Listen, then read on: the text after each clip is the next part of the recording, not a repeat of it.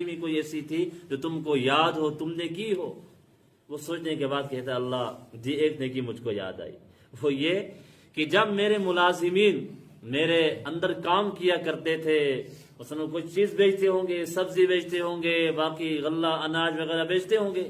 کہا میں نے اپنے کام کرنے والوں کو یہ ہدایت کر رکھی تھی کہ جب بھی کوئی چیز لینے والا آئے گا، نقد لے گا تو نقد دے دینا،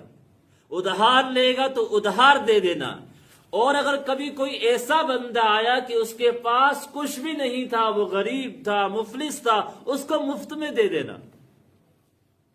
بس اللہ مجھ کو یہ یاد ہے کہ میں نے اپنی زندگی میں ایک یہ کام بنایا تھا اور اپنے ملازمین کو یہ بس لکھ کے دے دیا تھا کہ جب بھی تمہاری دکان پہ کوئی چڑھے گا اس کو خالی ہاتھ واپس نہیں کرنا، اور اس کے پاس نقدی ہے تو ٹھیک ہے نقدی دے دینا، اگر وہ کہے گا ابھی میرے پاس نہیں ہے بعد میں دوں گا تو بعد میں دے دینا، ادھار دے دینا، اور اگر کبھی ایسا بندہ آیا کہ اس کے پاس کچھ بھی نہیں تھا اس کو مفت میں ہی دے دینا۔ بس اللہ تعالیٰ نے فرمایا اچھا کہ تو ایک بندہ ہو کر اتنا شفیق ہے، اتنا مہربان ہے کہ تو مفت میں بھی لوگوں کو چیزیں دیتا تھا، میں تو بڑا معاف کرنے والا ہوں، رحم کرنے والا ہوں، میں نے تجھ کو اسی پہ معاف کر دیا۔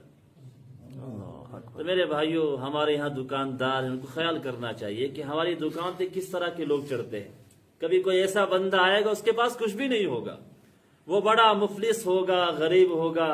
کبھی کو آپ کی دکان سے کوئی سنتر ہی اٹھائے گا کھانے کے لیے،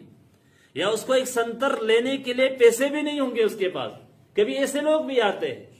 تو لہذا دکاندار کا دل وسیع ہونا چاہیے۔ بس یہی ایک واقعہ ذہن میں رکھیں کہ اللہ نے جب اس کو معاف کر دیا